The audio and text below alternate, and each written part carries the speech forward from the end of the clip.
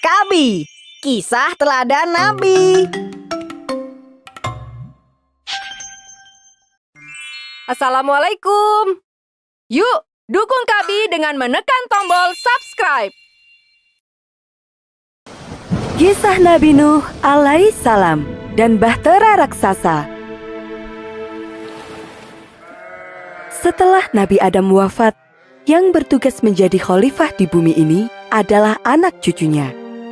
Sebagian dari mereka memegang teguh ajaran Nabi Adam, namun sebagian lagi mulai melupakannya. Iblis berhasil menanamkan sifat-sifat buruk kepada mereka. Sudah waktunya untuk beribadah. Engkau tidak pulang? Tidak, pekerjaanku masih banyak. Di antara mereka yang mulai menjauh dari ajaran yang benar, masih ada orang-orang yang beriman teguh. Mereka adalah Wad, Suwa, Yahudz, Ya'uk, dan Nasr. 5 orang yang terkenal soleh dan menjadi imam yang diikuti oleh banyak orang. Kalian harus mengingat pesanku ini. Jangan pernah meninggalkan ajaran Nabi Adam. Pesan salah satu imam tersebut. Satu persatu dari 5 imam soleh tersebut meninggal dunia, membuat para pengikutnya merasakan kesedihan yang luar biasa. Siapa lagi yang akan membimbing dan mengingatkan jika kami berbuat dosa? Ratap orang-orang. Iblis memanfaatkan kesempatan ini untuk menggoda mereka. Engkau memiliki keterampilan memahat. Mengapa engkau tidak membuat patung untuk mengenang mereka? Mereka pun terjebak dalam rencana iblis. Para ahli pemahat mulai membuat patung yang mirip dengan 5 imam soleh tersebut. Ajaran Nabi melarangku membuat benda sesembahan. Apakah tindakanku ini benar? Tidak apa. Patung ini bukan untuk disembah. Sekali lagi, iblis berhasil menghasut manusia untuk berbuat dosa. Setelah selesai membuat patung-patung itu, mereka mulai berkumpul di satu tempat. Ingatlah, wahai saudaraku, mereka adalah 5 imam yang telah membimbing kita. Janganlah kalian melupakan siapa mereka. Kita membuatnya bukan untuk disembah. Jadi, ini tidak termasuk perbuatan dosa. Begitulah, sedikit demi sedikit, manusia mulai membenarkan tindakan mereka. Waktu terus berlalu, patung 5 imam soleh ini mulai tersebar ke berbagai daerah. Dari ayah diturunkan ke anak-anak mereka, dan kemudian diturunkan kepada cucu mereka.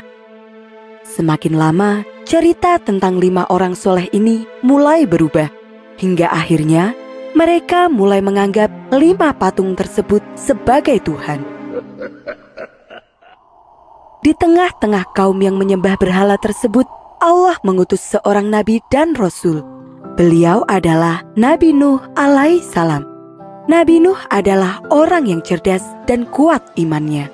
Dalam setiap tindakan, Nabi Nuh selalu bersyukur ketika ia bangun atau hendak tidur, ketika makan dan minum, atau mengenakan pakaian dan segala kegiatan lainnya.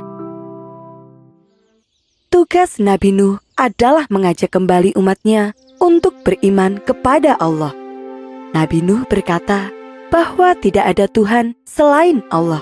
Sungguh hanya Allah lah yang menciptakan dan memberikan rizki kepada manusia. Dan selama ini, iblislah yang telah menghasut nenek moyang mereka, membuat mereka menyembah patung berhala yang hanyalah sebuah benda mati. Sebagian orang tersadar dan mengakui bahwa yang dikatakan Nabi Nuh benar. Engkau benar. Patung-patung ini hanyalah benda buatan manusia. Namun, sebagian besar lainnya justru menentang. Bagaimana bisa aku percaya kepadamu jika istri dan anak-anakmu sendiri tidak mempercayaimu? Pada saat itu, Nabi Nuh sudah menikah dan memiliki 4 anak laki-laki. Sayangnya, istri dan anak-anak Nabi Nuh ini tidak mau meninggalkan ajaran sesat itu. Mereka menolak beriman kepada Allah dan terus menyembah patung berhala. Jangan hiraukan apa yang dikatakan ayahmu. Nenek moyang kita adalah kaum yang saleh. Merekalah Tuhan yang harus kita sembah. Meskipun ditentang banyak orang, Nabi Nuh tetap berdakwah dan terus berusaha untuk mengajak kaumnya kembali beriman kepada Allah. Ketika dakwahnya tidak didengarkan, Nabi Nuh memberikan peringatan kepada mereka. Wahai kaumku, sembahlah Allah. Tidak ada Tuhan bagimu selain Dia. Sesungguhnya, aku takut kamu akan ditimpa azab yang besar. Sayangnya, peringatan ini tidak membuat mereka takut dan malah membuat mereka semakin menentang. Engkau hanya manusia biasa seperti kami. Jika engkau memang benar, buktikan azab itu kepada kami. Nabi Nuh menjawab, Hanyalah Allah yang akan mendatangkan azab itu kepadamu. Lalu datanglah hari di mana Allah menurunkan wahyu bahwa orang-orang yang beriman tidak akan bertambah lagi dan semua orang yang berbuat dosa akan ditenggelamkan. Allah kemudian memerintahkan agar Nabi Nuh membuat sebuah bahtera atau kapal yang sangat besar. Nabi Nuh mulai menanam pohon. Kelak, pohon itu akan ditebang dan dibuat menjadi kapal. Setelah pohon itu cukup besar, Nabi Nuh mengajak kaumnya untuk bekerja bersama-sama. Pekerjaan mereka ini menarik perhatian banyak orang. Beberapa pemimpin suku pun datang dan bertanya, Apa yang sebenarnya kalian lakukan? Dan apa manfaatnya? Kami membuat sebuah kapal yang sangat besar. Kapal ini akan menyelamatkan kami dari banjir besar. Tidak mungkin di tanah yang panas ini akan muncul banjir. Apa yang kalian kerjakan akan sia-sia. Tidak, Nabi Nuh berkata bahwa azab dari Allah akan segera datang dan orang-orang yang tidak percaya akan terkena hukuman tersebut. sahut pengikut Nabi Nuh lainnya. Namun sayangnya, tidak ada yang percaya pada ucapan mereka. Kapal yang sangat besar itu akhirnya selesai dibuat. Di dalamnya ada sebuah lumbung yang sangat besar untuk menampung bahan makanan serta kandang-kandang untuk menampung para hewan. Allah memerintahkan agar Nabi Nuh membawa para hewan berpasang-pasangan, jantan dan betina. Beberapa hari kemudian, Nabi Nuh dan para pengikutnya terlihat sibuk mempersiapkan semuanya. Akhirnya, hari yang dijanjikan tiba. Nabi Nuh memberikan peringatan untuk terakhir kalinya. Orang yang tidak mau beriman kepada Allah akan tenggelam dalam banjir besar. Hingga saat-saat terakhir pun tidak ada yang mempercayainya, termasuk istri dan anak-anak Nabi Nuh. Maka, Nabi Nuh mengajak para pengikutnya untuk naik ke atas kapal dan menutup pintu kapal rapat-rapat. Orang-orang yang sejak tadi berkerumun di sekitar kapal mulai bubar untuk pulang ke rumah masing-masing. Tidak akan terjadi apapun. Marilah kita pulang ke rumah masing-masing. Namun, dugaan mereka salah. Dengan cepat, langit yang tadinya cerah berubah menjadi gelap. Hujan lebat pun turun disertai dengan petir yang menggelegar. Hujan badai turun selama beberapa hari berturut-turut. Air mulai menggenang semakin meninggi. Orang-orang panik dan berusaha mencari tempat berlindung. Mereka berlari ke bukit-bukit dan gunung-gunung. Namun, kemanapun mereka pergi, air terus menggenang. Mereka mulai menyesal karena tidak mempercayai ucapan Nabi Nuh. Hujan badai dan angin topan terus berlanjut dalam waktu yang sangat lama. Banjir besar sungguh terjadi. Dalam peristiwa itu, hanya kapal Nabi Nuh saja yang berhasil selamat. Kapal Nabi Nuh terus terombang-ambing di tengah ombak besar. Hingga Allah menurunkan perintah kepada langit untuk menghentikan hujan dan memberikan perintah kepada bumi untuk menelan semua air. Kapal Nabi Nuh terdampar di pegunungan yang sangat tinggi. Setelah keadaan aman, Nabi Nuh turun dari kapal dan mengucapkan syukur kepada Allah Subhanahu wa Ta'ala atas segala perlindungannya. Sebagai bentuk rasa syukur, Nabi Nuh dan para pengikutnya melakukan puasa. Peristiwa itu terjadi pada hari ke-10 Muharram atau dikenal dengan nama Hari Asyura. Nabi Nuh berdakwah di bumi ini selama 950 tahun. Perjuangannya sungguh panjang dan berat. Hingga akhir sebelum peristiwa banjir besar itu terjadi, pengikut Nabi Nuh hanya berjumlah 80 orang. Nabi Nuh melepaskan semua burung-burung dan binatang-binatang lainnya. Para hewan itu pun menyebar ke seluruh penjuru. Begitu pula dengan kaum Nabi Nuh. Kisah Nabi Soleh alaihi salam dan unta dari Allah. Apakah kalian masih ingat akan kisah kaum Ad yang hidup pada masa Nabi Hud alaihi salam? Mereka menempati daerah yang indah dan subur. Setelah Allah menurunkan azab, daerah itu pun hancur dan rata dengan tanah. Waktu terus berlalu. Saat ini, daerah itu telah kembali subur ditempati oleh kaum Samud. Sama seperti kaum Ad, kaum Samud juga dikaruniai banyak kelebihan. Mereka pandai dalam mengolah tanah pertanian dan peternakan. Setiap tahun, hasil panen mereka selalu melimpah. Semua ternak terawat dengan baik sehingga mampu menghasilkan daging dan susu yang banyak. Kehidupan mereka sungguh nyaman dan makmur. Ada satu kelebihan lagi yang diberikan oleh Allah Subhanahu wa Ta'ala kepada kaum Samud, yaitu keahlian dalam memahat batu dan gunung-gunung. Mereka menyusun batu menjadi rumah yang sangat indah. Mereka juga mampu memahat gunung dan membentuknya menjadi gedung-gedung yang megah. Dengan keahlian yang istimewa ini, kaum Samud semakin makmur dan berjaya. Segala kenikmatan dan kelebihan itu membuat kaum Samud merasa sombong. Mereka bahkan berani menciptakan Tuhan. Mereka memahat patung-patung gagah dan rupawan di dinding dan di gunung-gunung, kemudian menyembahnya sebagai Tuhan. Ya Tuhan kami yang agung, limpahkanlah kekayaan dan kejayaan kepada kami untuk selamanya. Kaum Samud menganggap harta adalah segalanya. Mereka kerap mengadakan pesta besar, berjudi, dan mabuk-mabukan. Sebagian besar dari mereka telah menyimpang dari ajaran yang benar. Mereka juga sering sekali berbuat kasar kepada para pelayan, budak, ataupun orang-orang yang lebih miskin. Cepat bawakan minumanku, kamu sangat lambat.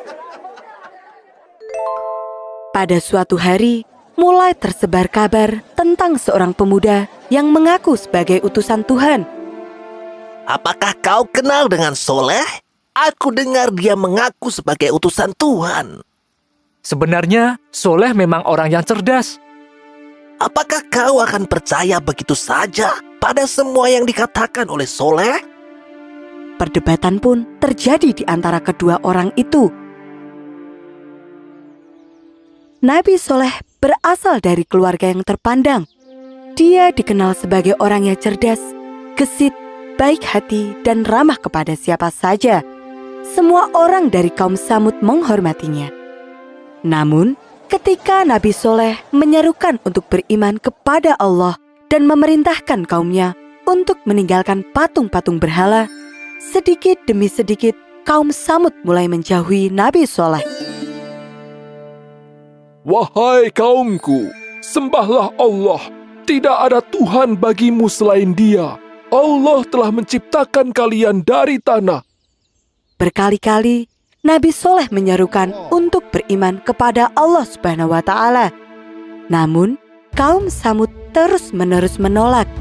Mereka tetap menyembah patung-patung berhala. Hanya sedikit orang yang terbuka hatinya dan bersedia menyatakan beriman kepada Allah Subhanahu wa Ta'ala.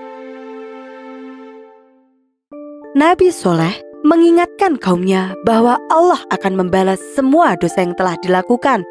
Nabi Soleh berkata, Karena itu, mohonlah ampunannya atas dosa-dosa kalian yang telah lalu. Engkau salah satu dari kaum kami. Bagaimana bisa engkau meminta agar kami meninggalkan ajaran nenek moyang, sedangkan engkau tidak memiliki bukti apapun? Bagaimana jika aku memiliki bukti? Engkau hanyalah manusia biasa seperti kami. Bukti apa yang bisa engkau berikan? Nabi Soleh pun berdoa memohon kepada Allah untuk memberinya kekuatan. Memohon agar Allah bersedia menunjukkan kuasanya, agar kaum Samud percaya bahwa tiada Tuhan selain Allah. Allah mengabulkan doa Nabi Soleh. Allah memerintahkan agar Nabi Soleh memukulkan tangan ke sebuah batu besar yang ada di depannya.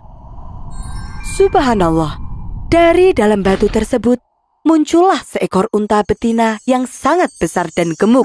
Unta itu berjalan dengan santai, seolah sejak tadi dia memang sudah berada di sana.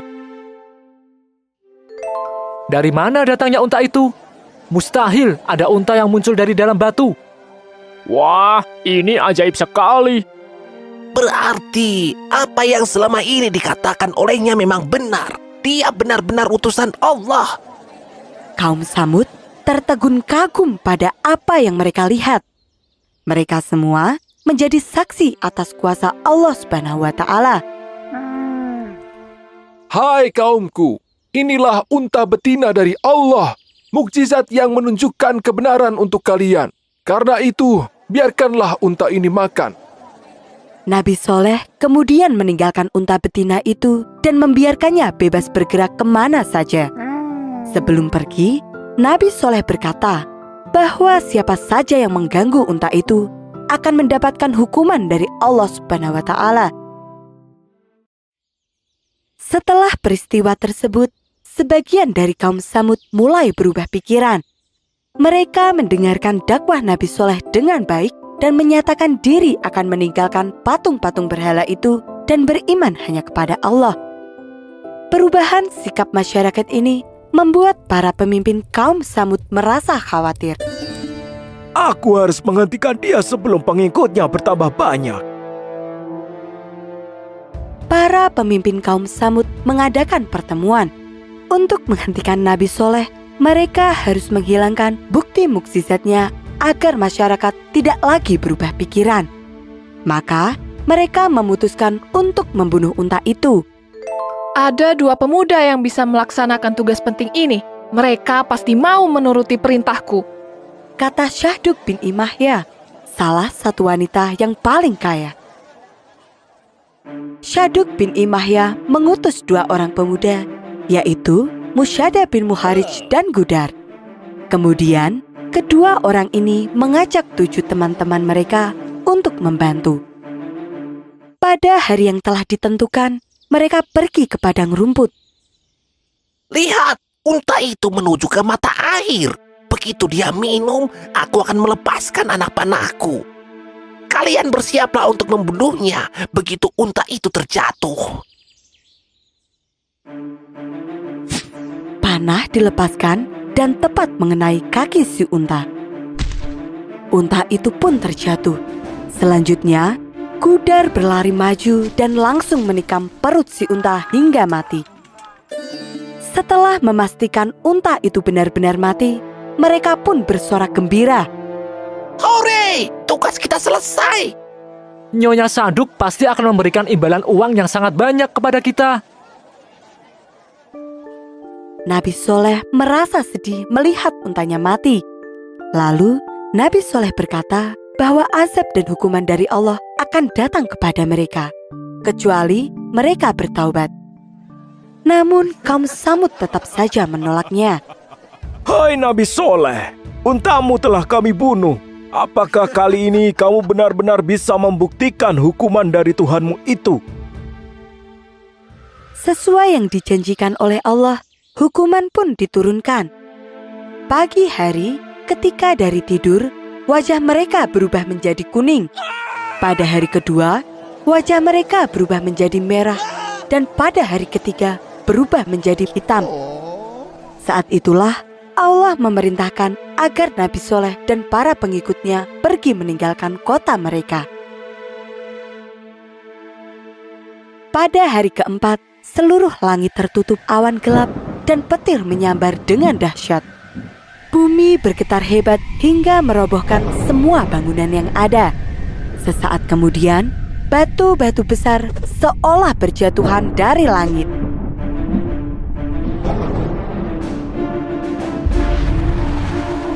Kota kaum Samud pun hancur tertimpa batu. Tidak ada seorang pun yang selamat di antara mereka. Nabi Soleh bersama para pengikutnya menuju Ramlah, sebuah tempat di Palestina. Beliau terus melanjutkan dakwahnya, tidak pernah berputus asa untuk mengajak umat manusia kembali ke agama yang benar dan menyelamatkan mereka semua dari godaan iblis yang masih terus berusaha menggoda manusia. Kisah Nabi Ismail alaihissalam, mukjizat air Zam-Zam. Apakah kamu tahu jika Nabi Ibrahim alaihissalam dikenal sebagai bapak para nabi?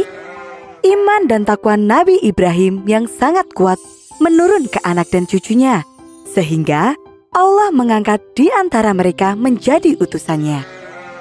Semasa hidupnya, Nabi Ibrahim sempat melakukan beberapa kali hijrah. Yang pertama, beliau hijrah dari negerinya ke kanan Palestina. Kemudian, hijrah lagi ke Mesir.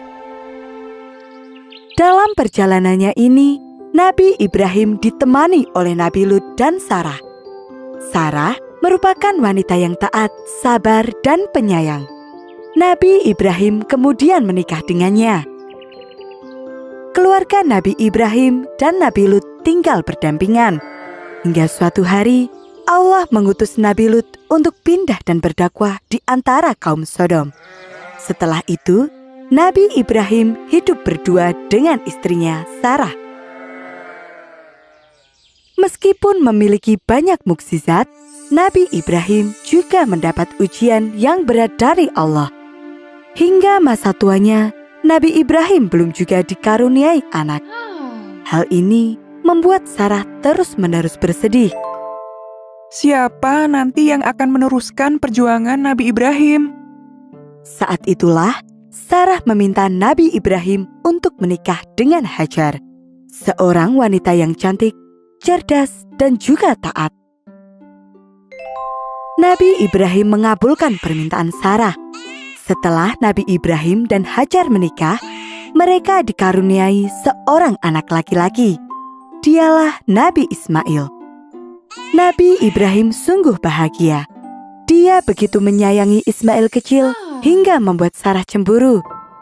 Ketika perasaan itu tidak bisa lagi ditahan, Sarah meminta kepada Nabi Ibrahim untuk menjauhkan Hajar dan Nabi Ismail darinya. Allah menurunkan wahyu agar Nabi Ibrahim mengabulkan permintaan Sarah. Nabi Ibrahim pun meminta agar Hajar berkemas karena mereka akan pergi jauh. Setelah semuanya siap, mereka pun berangkat. Unta yang mereka tunggangi terus berjalan tanpa tujuan yang pasti. Memasuki padang yang gersang, hanya ada gunung batu dan lautan pasir. Setelah berjalan berminggu-minggu, unta yang mereka tunggangi akhirnya berhenti. Tempat itu dikenal dengan nama Mekah, sebuah daerah yang tandus dan tidak berpenghuni. Matahari bersinar dengan terik. Angin yang bertiup menerbangkan debu dan pasir kemana-mana. Nabi Ibrahim membuatkan rumah untuk berlindung. Setelah itu, dia pun pamit meninggalkan Hajar dan Ismail sendirian. Hajar merasa takut jika harus tinggal sendirian di tempat yang sepi itu. Dia pun bertanya kepada suaminya, "Apakah ini perintah Allah?" Nabi Ibrahim mengangguk, lalu Hajar pun ikut mengangguk. Dia yakin jika ini perintah Allah, maka Allah pasti akan melindungi mereka. Setelah Nabi Ibrahim pergi, tinggallah Hajar dan Ismail sendirian di tengah-tengah padang sepi tanpa penghuni. Beberapa hari kemudian, perbekalan mereka mulai habis. Ismail kecil mulai menangis karena haus. "Tenanglah anakku, Allah akan selalu melindungi kita," kata Hajar sambil menepuk Ismail kecil agar dia tenang. Tunggulah di sini, ibu akan mencarikan air untukmu. Hajar pergi keluar dan memandang sekelilingnya. Tidak ada satupun pohon yang terlihat. Lalu, kemanakah dia harus mencari air? Hajar berjalan dengan cepat dan mulai mendaki sebuah bukit yang dikenal dengan nama Safa. Setelah sampai di puncak, Hajar berusaha melihat ke sekelilingnya. Namun, dia tidak menemukan air di sana. Ketika itu, Hajar melihat bukit lain di seberang. Dia pun turun dari bukit Safa menuju ke bukit Marwah. Sayang sekali, di sana pun dia tidak menemukan mata air. Hajar memutuskan kembali ke rumah untuk melihat keadaan anaknya. Tangis Ismail semakin kencang. Pasti engkau tambah haus, kata Hajar dalam hati.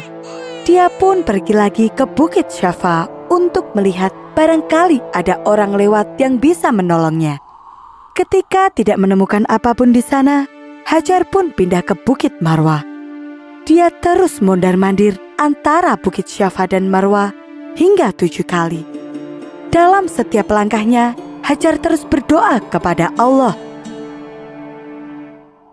Allah tidak pernah meninggalkan hambanya yang beriman dan berusaha dengan baik. Lewat Nabi Ismail, Allah menurunkan mukjizatnya. Nabi Ismail menangis sambil menghentakkan kakinya ke tanah. Dan dari jejak hentakan itu, muncullah mata air yang sangat banyak. Air itu terus mengalir keluar, merembes ke segala arah. Air yang begitu jernih dan segar. Zam, Zam, Zam! Teriak Hajar ketika melihat aliran air tersebut, yang artinya adalah berkumpul. Hajar menangkupkan kedua tangannya dan mengambil air itu, kemudian memberikannya kepada Ismail. Setelah itu, dia sendiri pun meminum hingga kenyang. Mata air itu terus-menerus mengalir tanpa henti. Dari tahun ke tahun, dan dalam cuaca yang sangat panas sekalipun, air itu tidak pernah berkurang. Cobaan untuk Hajar seolah datang silih berganti. Suatu hari, semua bahan makanan telah habis, dan Ismail kecil sudah kelaparan. Untuk menunda rasa lapar itu, Hajar merebus batu-batu dan berkata, "Tunggulah sebentar, makanan ini belum matang."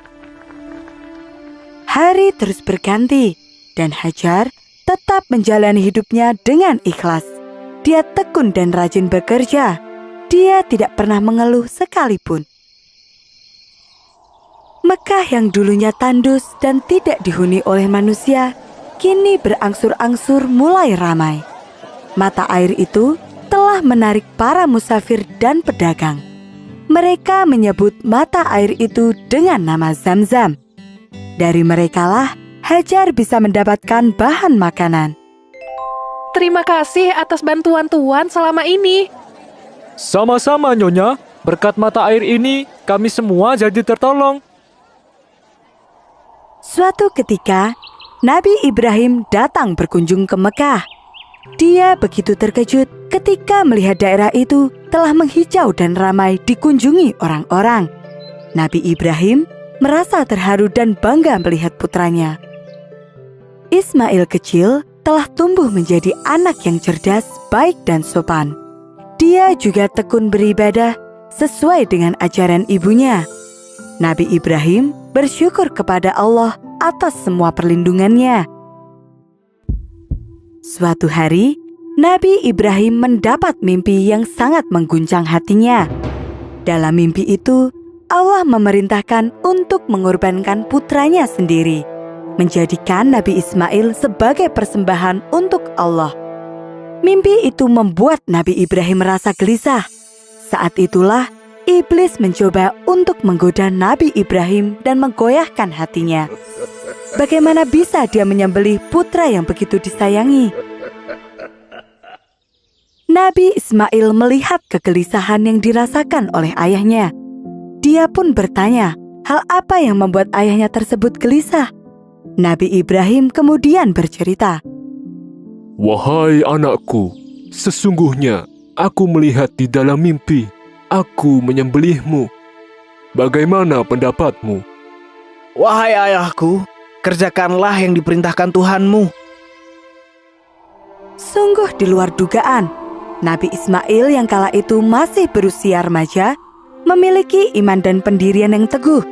Dia menguatkan hati ayahnya dan meyakinkannya bahwa inilah perintah Allah dan harus dilaksanakan. Insya Allah, engkau akan mendapatiku sebagai orang yang sabar, ayah. Mendengar ucapan anaknya ini, Nabi Ibrahim pun merasa yakin. Sebelum hari pelaksanaan, Nabi Ismail memiliki 3 permintaan, yaitu 1. Mengencangkan tali yang mengikatnya, agar saat disembelih dia tidak meronta dan membuat ayahnya iba. 2. Mengasah pisau dengan tajam, supaya proses berjalan dengan cepat dan mengurangi rasa sakit. 3. Menitipkan baju yang dipakainya untuk sang ibu. Setelah itu, Nabi Ismail pun diikat dan bersiap untuk disembelih. Nabi Ismail berbaring tertelungkup di tanah. Kemudian, Nabi Ibrahim mengangkat pisaunya dan bersiap untuk melaksanakan perintah Allah. Tidak ada keraguan sedikit pun di hati keduanya. Saat itulah, Allah berfirman untuk mengganti Nabi Ismail dengan seekor domba. Subhanallah. Peristiwa inilah yang menjadi awal mula ibadah kurban. Hari di mana umat manusia mempersembahkan hewan terbaik. Inilah kisah Nabi Ibrahim yang begitu taat menjalankan perintah Allah dan putranya Nabi Ismail yang begitu tegar dan ikhlas. Setelah peristiwa itu, Nabi Ismail semakin tekun dalam beribadah. Dia belajar dengan sungguh-sungguh dan selalu mengamalkan semua yang diajarkan oleh Nabi Ibrahim. Kelak, dia akan diangkat menjadi Nabi utusan Allah. Kisah Nabi Yunus alaihissalam, ditelan ikan paus. Usia bumi semakin tua dan jumlah manusia pun terus bertambah. Dari masa ke masa, Allah terus mengutus para nabi serta rasul untuk membimbing manusia. Namun, godaan dari iblis juga tidak pernah berhenti, membuat manusia terus-menerus jatuh dalam dosa. Sama seperti yang terjadi pada penduduk kota Ninawa ini. Mereka berpaling dari Allah dan menyembah berhala. Mereka menciptakan patung-patung berhala itu dalam berbagai wujud. Mereka mengikuti ajaran nenek moyang dan meneruskannya lagi ke anak cucu. Ingatlah anak-anakku, tidak ada pencipta dan pelindung yang lebih hebat daripada dewa kita ini. Ajaran ini semakin lama semakin melekat, hingga tidak ada lagi orang yang beriman kepada Allah Subhanahu wa Ta'ala.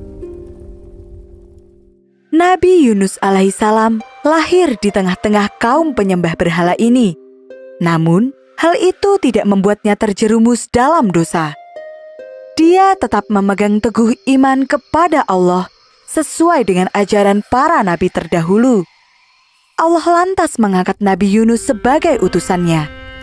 Tugas Nabi Yunus adalah mengingatkan umatnya dan mengajak mereka untuk kembali beriman kepada Allah.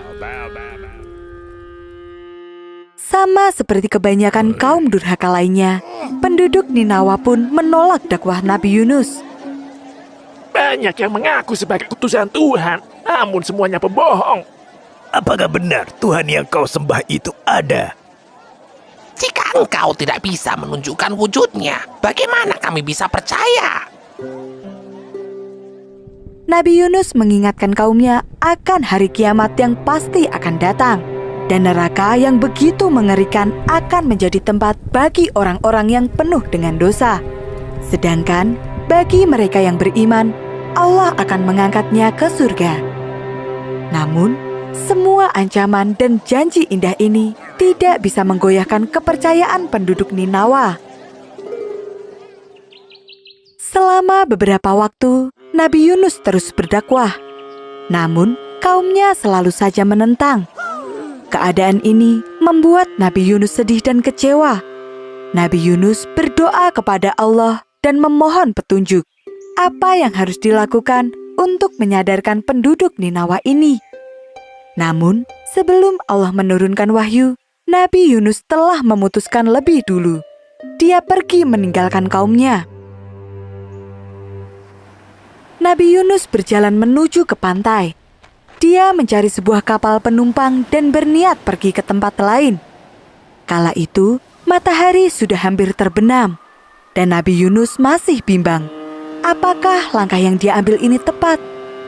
Namun, ketika mengingat kembali perilaku kaumnya yang kejam, Nabi Yunus kembali marah. Dia pun memutuskan naik ke sebuah kapal yang akan berlayar ke negara lain.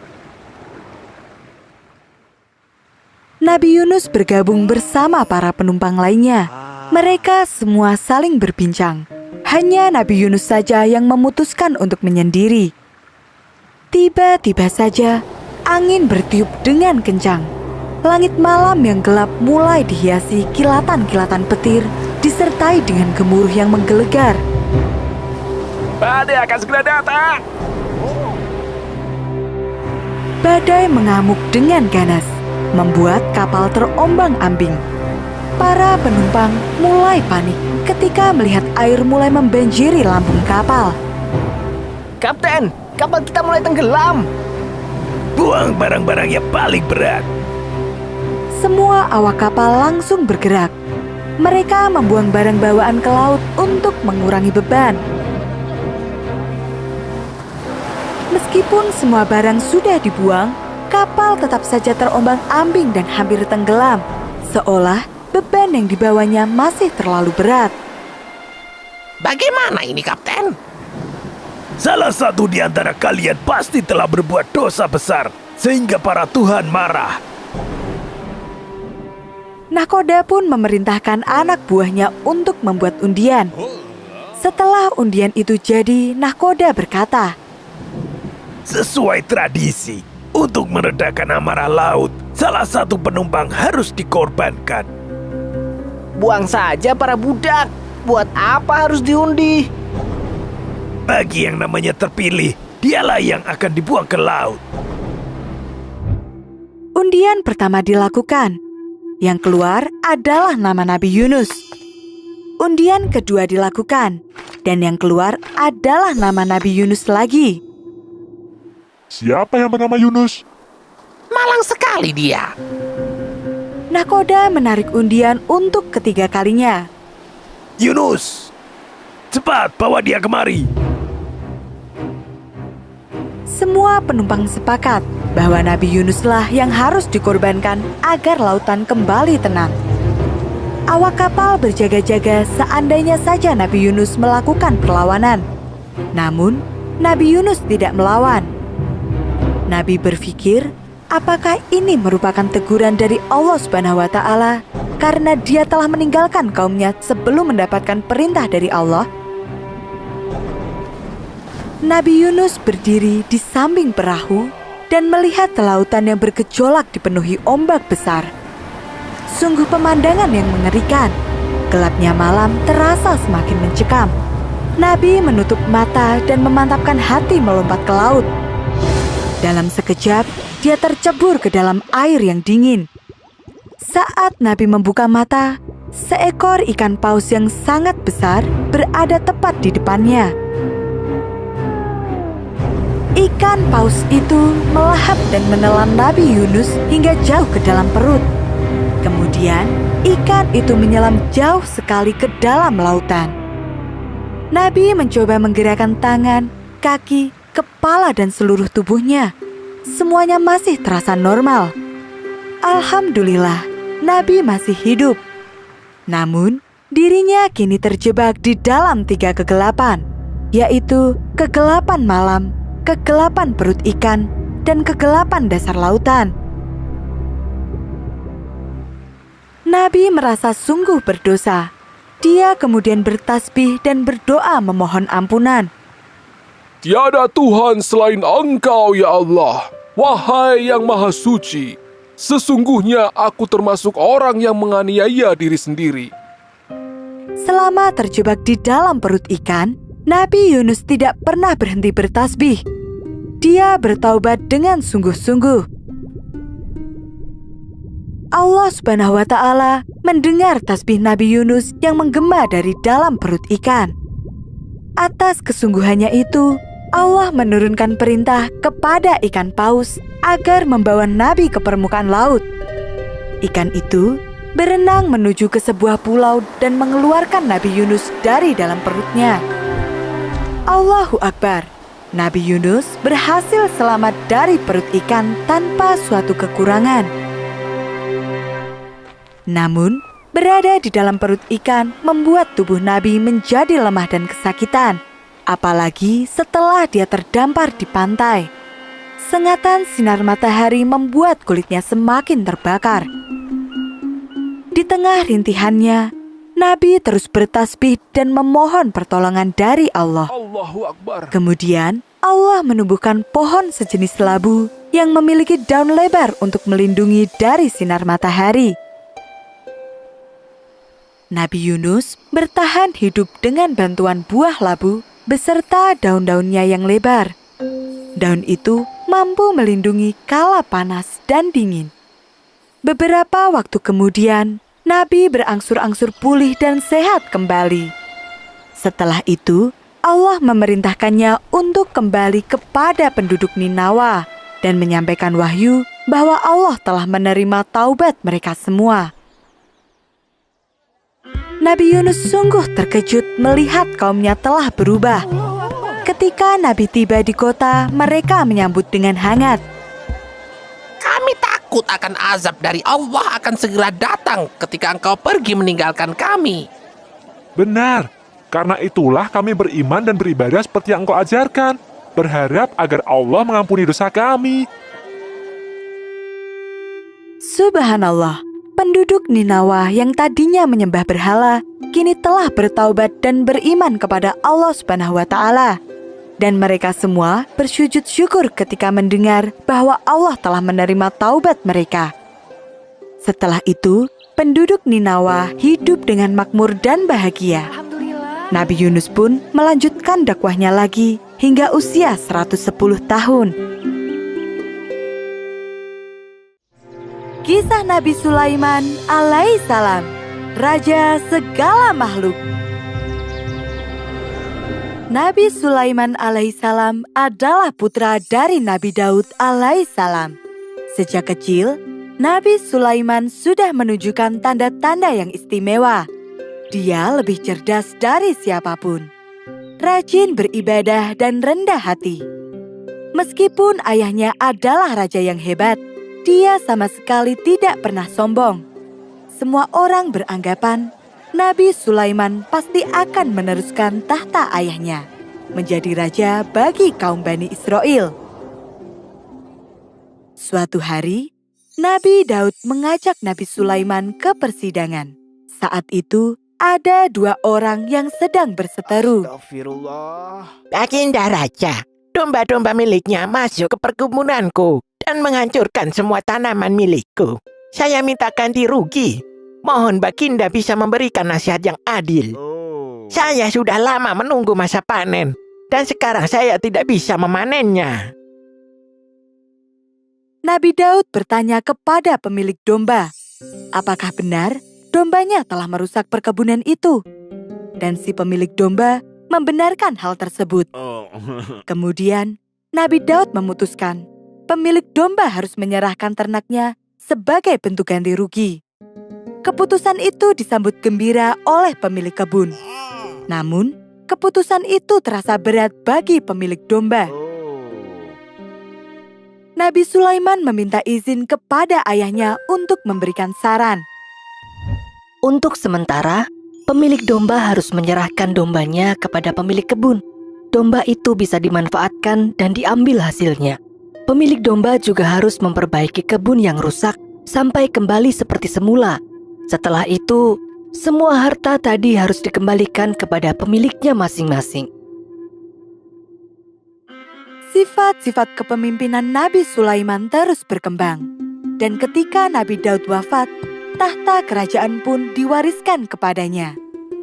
Nabi Sulaiman memiliki kemampuan untuk mengolah besi, timah, dan tembaga.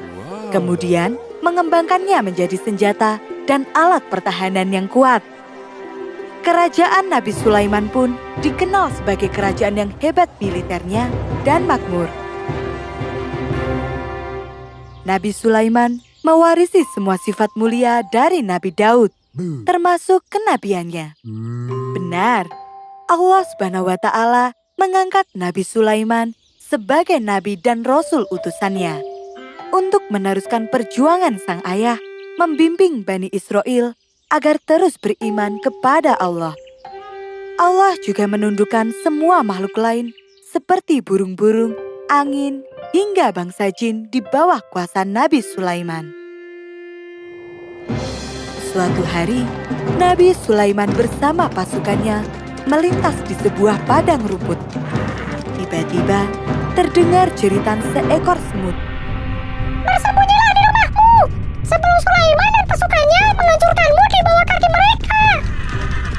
Nabi Sulaiman mendengarnya dan memerintahkan pasukannya untuk berhenti. Mereka menunggu hingga para semut itu berhasil menyelamatkan diri. Pada saat Nabi Sulaiman melakukan perjalanan ke Yaman, dia melihat sistem penyaluran air yang luar biasa.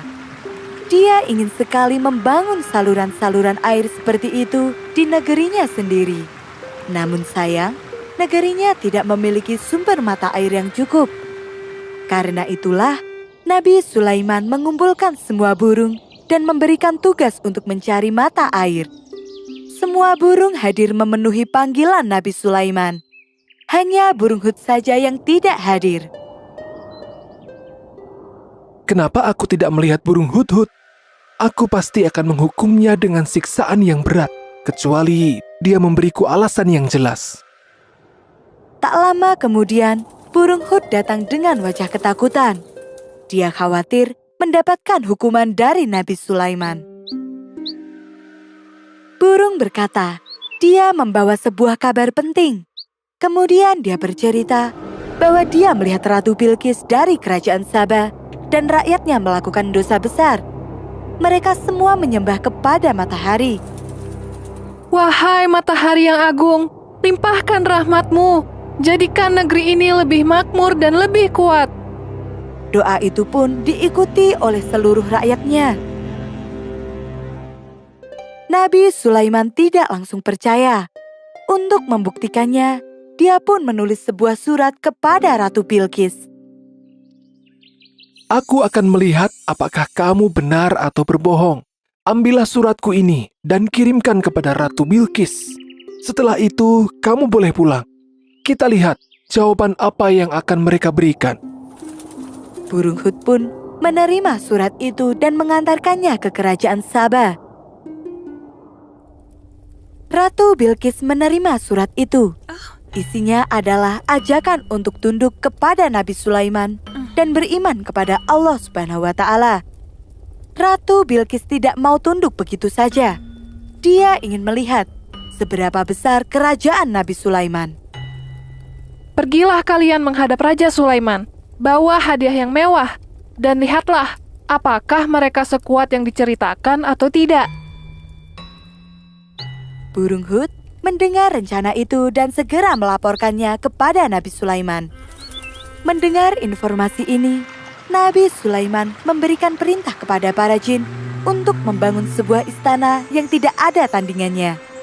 Istana itu terbuat dari kaca dan di bawahnya mengalir sungai-sungai yang jernih. Nabi juga menyiapkan semua prajurit dari segala golongan, yaitu manusia, hewan, dan jin. Para utusan Ratu Bilqis tercengang melihat kemegahan istana Nabi Sulaiman. Ditambah lagi ketika melihat barisan pasukan yang begitu banyak. Mereka terbata-bata menyampaikan hadiah dan pesan dari sang ratu. Namun, Nabi Sulaiman menolak semua hadiah itu sambil berkata, Kembalilah kamu dengan semua hadiah ini kepada ratumu.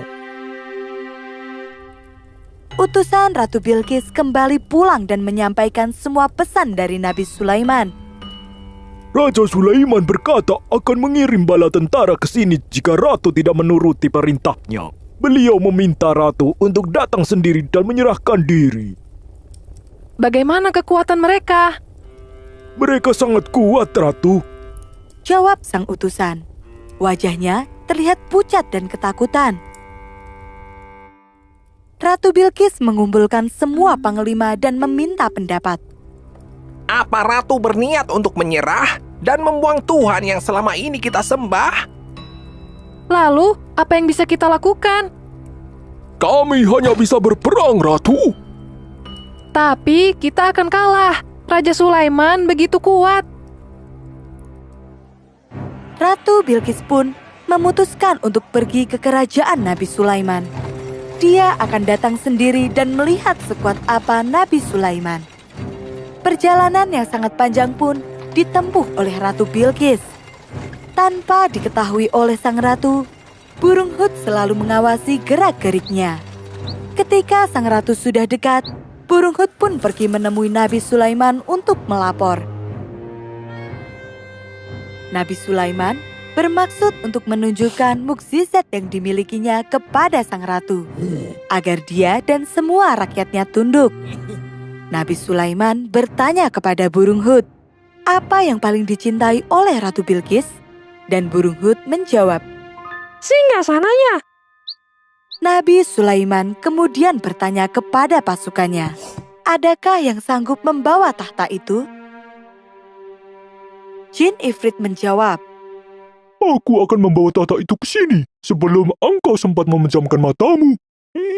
Dalam sekejap saja, tahta Ratu Bilqis yang berada di kerajaan Sabah sudah berpindah ke istana Nabi Sulaiman. Padahal jaraknya sangat jauh sekali. Nabi Sulaiman memanjatkan pujian kepada Allah Subhanahu wa Ta'ala atas semua mukjizat yang diberikan kepadanya. Allahu Akbar.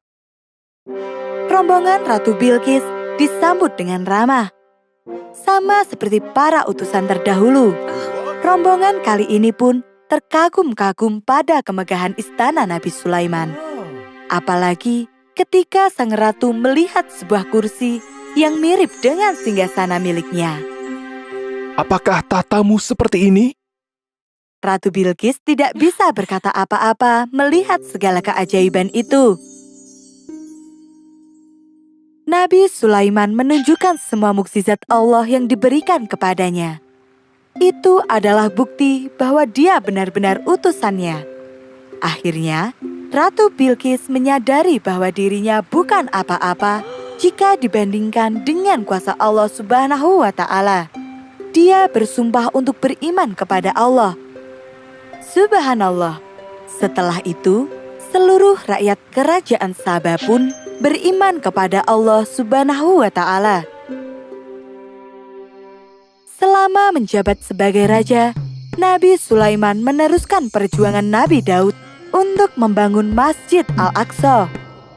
Selama pembangunan, Nabi berdoa kepada Allah agar menjadi raja yang bijak, memiliki kerajaan yang tidak ada tandingannya, dan mengampuni dosa siapapun yang mengunjungi Masjid Al-Aqsa. Sebelum masjid selesai dibangun, Nabi Sulaiman wafat dan kembali kepada Allah Subhanahu wa Ta'ala. Kisah Nabi Yahya alaihissalam, teguh dan penyayang. Nabi Zakaria merupakan salah satu nabi bagi kaum Bani Israel. Beliau hidup di masa yang sulit, masa di mana kebaikan dan kejahatan terus beriringan. Banyak orang yang mengaku beriman dan takut akan Tuhan, namun tetap saja berbuat dosa ketika tidak ada orang lain yang melihatnya. Orang-orang yang seperti ini termasuk dalam golongan orang munafik. Hingga usia tuanya, Nabi Zakaria belum juga memiliki anak. Dia merasa resah memikirkan kaumnya. Apa yang akan terjadi jika dia wafat nanti? Siapa yang akan mengingatkan kaumnya untuk terus beriman dan menjauh dari segala macam dosa. Ya Tuhanku, berilah aku dari sisi Engkau seorang anak yang baik. Sesungguhnya Engkau Maha Pendengar doa. Doa Nabi dijawab oleh Allah. Lewat malaikatnya, Allah berfirman, Hai Zakaria, sesungguhnya kami memberi kabar gembira kepadamu. Kamu akan memperoleh seorang anak bernama Yahya. Kami belum pernah menciptakan orang yang serupa dengan dia. Subhanallah, Nabi Zakaria pun bersujud syukur atas karunia luar biasa yang dia terima ini. Allahu Akbar. Nabi Yahya terlahir dengan banyak sekali keistimewaan. Dia merupakan anak yang rajin belajar, memiliki lisan dan perbuatan yang baik, cerdas, serta rajin beribadah. Di saat anak-anak sebayanya senang bermain, Nabi Yahya justru memilih belajar ilmu agama. Ayah, ayo kita bermain. Maaf, aku tidak diciptakan untuk bermain. Selain sifat-sifat mulia tadi, Allah juga menanamkan rasa belas kasih yang mendalam kepada semua makhluk dan alam sekitarnya. Nabi sering merelakan makanan miliknya untuk burung-burung liar dan hewan-hewan lainnya yang kebetulan bertemu. Bagi Nabi, memberi makan batinnya dengan zikir lebih nikmat daripada memberi makan tubuhnya sendiri. Pernah suatu hari, Nabi Yahya melihat teman-temannya bersikap usil. Mereka sengaja melempar batu-batuan ke arah seekor unta. Nabi pun menegur mereka. Wahai kawanku, unta ini adalah makhluk ciptaan Allah. Janganlah sekali-kali kita menyakiti binatang. Apalagi unta yang sangat bermanfaat bagi kehidupan kita. Saat masih kecil, Allah memberikan perintah secara langsung kepada Nabi Yahya. Hai Yahya, ambillah Alkitab, Taurat itu dengan sungguh-sungguh. Nabi menjalankan perintah itu dengan sungguh-sungguh. Dalam waktu yang singkat, Nabi berhasil menguasai ilmu syariat secara sempurna. Dengan kemampuannya ini, Nabi mampu menyelesaikan segala persoalan di antara manusia. Semakin bertambah dewasa, ilmu Nabi Yahya semakin bertambah dan kasih sayangnya semakin meningkat. Dia menjadi orang yang sangat dihormati, tidak hanya oleh sesama manusia, namun oleh semua makhluk hidup. Pernah suatu kali, Nabi masuk ke sebuah gua untuk beribadah dan berzikir.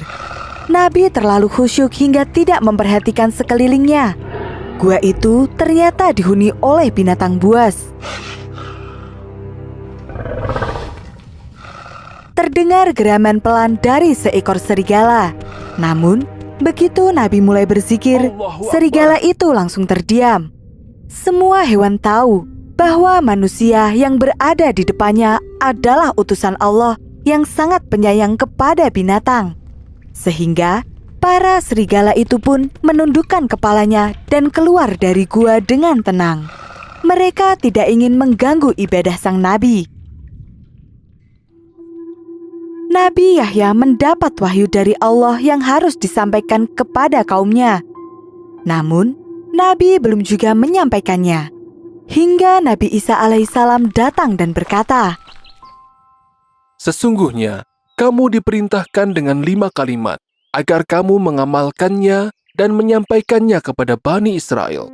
Kamu yang menyampaikan atau aku yang menyampaikannya?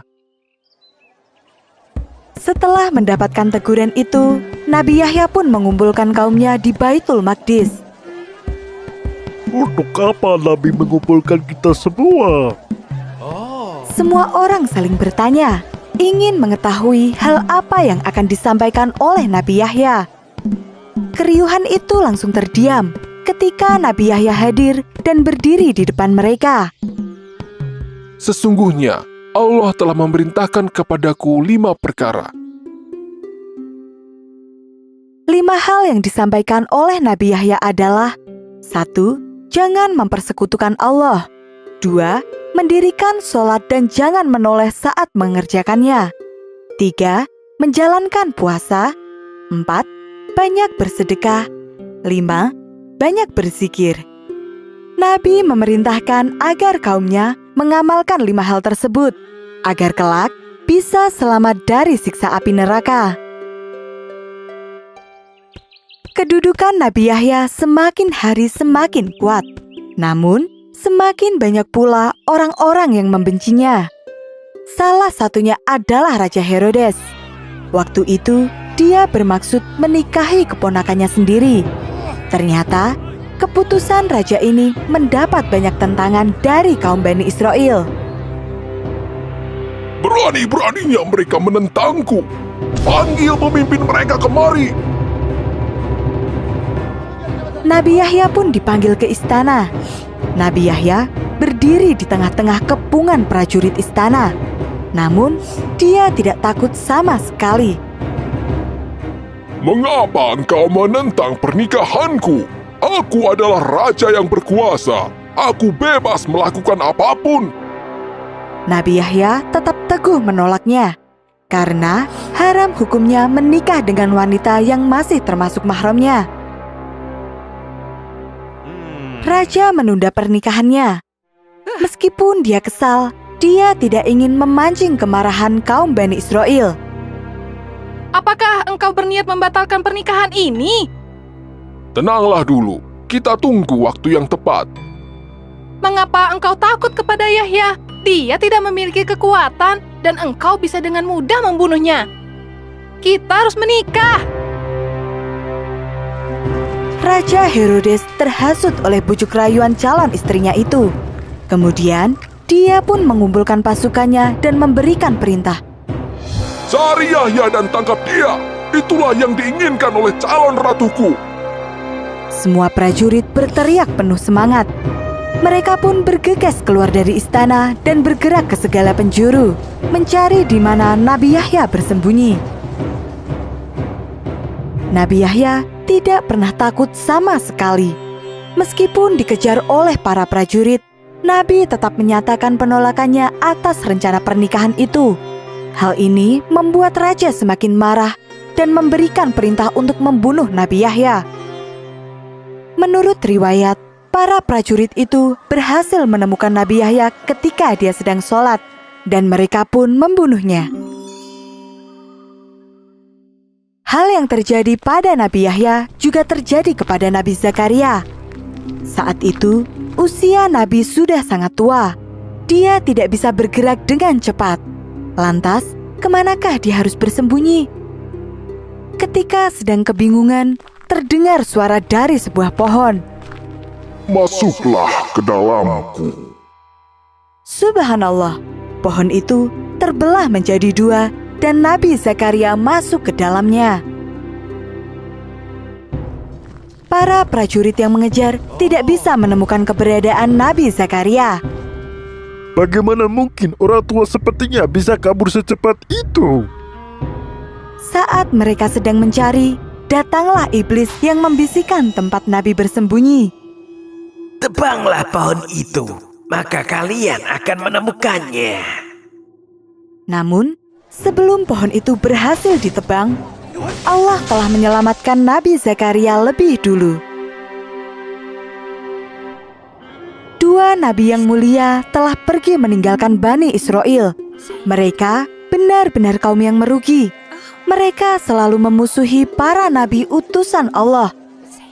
Di tengah kaum yang kejam dan penuh dosa ini, masih ada 1 nabi besar yang akan membimbing mereka lagi. Dia adalah Nabi Isa alaihissalam, saudara dari Nabi Yahya alaihissalam. Mukjizat Nabi Muhammad SAW menurunkan hujan.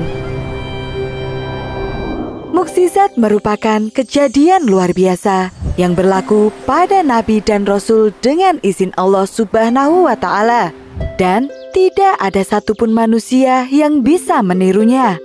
Di antara semua manusia pilihan Allah, ada Nabi kita, Nabi Muhammad SAW, yang dikaruniai ratusan mukjizat sebagai bukti nyata bahwa dia adalah Rasul utusan Allah. Sejak masih kecil, Nabi telah merasakan ujian dunia yang begitu berat. Ya Tuhanku, siapa yang akan merawat anak ini? Ucap Ummu Aiman, pengasuh Nabi Muhammad. Saat itu, Nabi berusia 6 tahun. Ibunya baru saja meninggal dunia, sedangkan sang ayah sudah meninggal sejak Nabi belum lahir. Akulah yang akan merawat cucuku, kata Abdul Muthalib, kakek Nabi. Tidak lama berselang, sang kakek pun meninggal dunia. Dan akhirnya, Nabi diasuh oleh sang paman, yaitu Abu Thalib. Saat itu, Nabi berusia 8 tahun. Sesuai dengan wasiat ayah, aku akan mengasuhmu. Engkau adalah anak yang mulia, aku pasti akan menjagamu. Benar sekali, Nabi adalah anak yang mulia.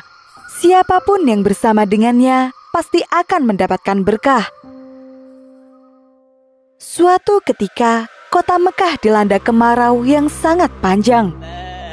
Bagaimana ini? Hujan tidak kunjung turun.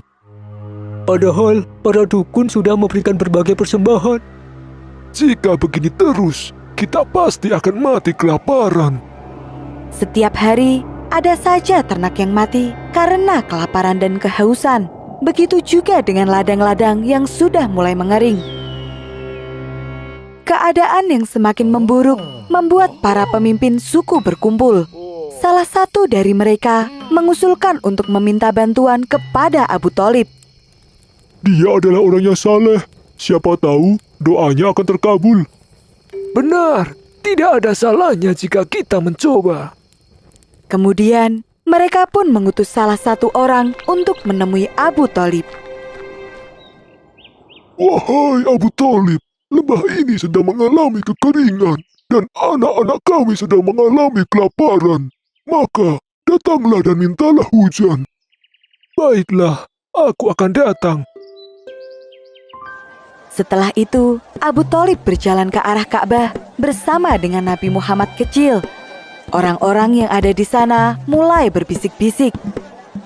Apakah itu anak yang diasuh oleh Abu Thalib? Benar, banyak yang bilang kalau dia adalah anak yang mulia. Oh, pantas saja. Wajahnya bersinar sekali seperti matahari. Abu Thalib kemudian mengangkat Nabi Muhammad dan menempelkan punggungnya ke Ka'bah. Mereka pun berdoa dengan khusyuk. Tidak lama kemudian, awan mendung mulai muncul di langit yang awalnya begitu terik. Lihat, muncul awan gelap di sebelah barat. Di sebelah selatan juga sama. Tuhan mendengar doa kita. Hujan mulai turun dengan deras membasahi kota Mekah. Semua orang bersuka cita menyambutnya. Abu Thalib mengajak Nabi Muhammad pulang ke rumah. Sepanjang jalan, dia melantunkan syair. Putih berseri meminta hujan dengan wajahnya, penolong anak yatim dan pelindung wanita janda. Subhanallah, Allah telah menurunkan mukjizatnya kepada Nabi Muhammad sejak Nabi masih kecil. Kisah lainnya tentang Nabi Muhammad yang mendatangkan hujan terjadi setelah Nabi hijrah ke kota Madinah. Waktu itu, Madinah dilanda kemarau yang sangat panjang. Hal ini membuat para petani dan peternak menderita. Hujan tidak kunjung turun. Semua ladang menjadi kering seperti ini.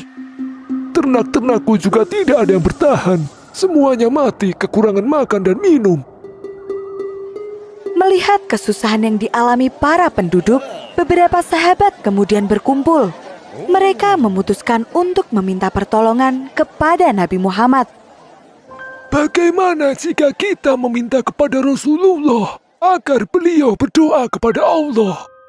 Benar, mari kita meminta kepada Rasulullah. Maka para sahabat pun pergi ke masjid untuk menghadap kepada Nabi Muhammad. Waktu itu, Nabi berada di mimbar dan sedang berdakwah. Sahabat ini masuk ke masjid dan berkata, Wahai Rasulullah, harta benda kami telah binasa dan jalan-jalan telah putus. Doakanlah kepada Allah agar Dia menurunkan hujan untuk kami. Kemudian Nabi pun berdoa, Ya Allah, turunkanlah hujan untuk kami ya Allah. Turunkan hujan untuk kami ya Allah. Turunkan hujan untuk kami. Allahu Akbar. Langit yang awalnya cerah tanpa ada satu titik pun awan berubah menjadi gelap. Perlahan-lahan, sinar matahari mulai tertutup. Hujan turun! Demi Allah, awan-awan ini tadinya tidak ada, dan sekarang langit tertutup oleh awan. Allah mengabulkan doa Nabi Muhammad. Kekeringan di Madinah pun dapat teratasi. Namun, hujan itu turun terus-menerus tanpa henti, membuat tanah yang awalnya kering mulai tergenang, dan lama-kelamaan menimbulkan kerusakan. Ibu, air mulai masuk ke rumah kita. Naiklah ke atas bangku ini, Nak. Sahut sang ibu sambil mengambil satu-satunya bangku yang ada di rumah mereka. Ibu, kapan hujan ini akan berhenti? Namun, tidak ada seorang pun yang bisa menjawab kapan hujan itu akan berhenti. Tepat pada hari ke-7, para sahabat kembali menghadap kepada Nabi Muhammad. Wahai Rasulullah, harta benda kami telah binasa dan jalan-jalan telah putus. Doakanlah kepada Allah agar menghentikan hujan. Nabi memenuhi permintaan para sahabat. Dia mengangkat kedua tangannya dan berdoa. Ya Allah, turunkan hujan di sekitar kami, bukan di atas kami. Ya Allah, turunkan hujan di atas bukit-bukit, gunung-gunung, lereng-lereng, dan lembah-lembah tempat tumbuhnya pepohonan. Hujan pun berhenti. Orang-orang keluar dari rumah dan berjalan-jalan di bawah sinar matahari. Kemudian Nabi berdoa, Kita diberi hujan karena karunia dan rahmat Allah. Itulah salah satu mukjizat Nabi Muhammad, mampu menurunkan dan menghentikan hujan. Dan Nabi mengajarkan kepada kita untuk mensyukuri hujan yang turun, karena hujan adalah rahmat dari Allah Subhanahu wa Ta'ala.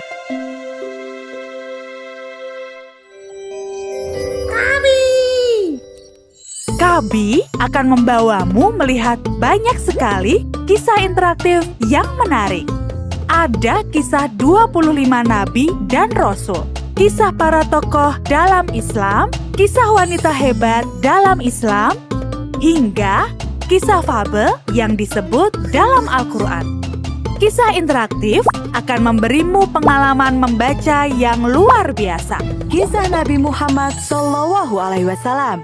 Pada masa awal periode dakwah, Rasulullah mengalami banyak sekali halangan. Kemudian, penindasan terhadap umat muslim pun dimulai. Sasaran mereka adalah orang-orang miskin dan para budak. Ancaman terus-menerus datang.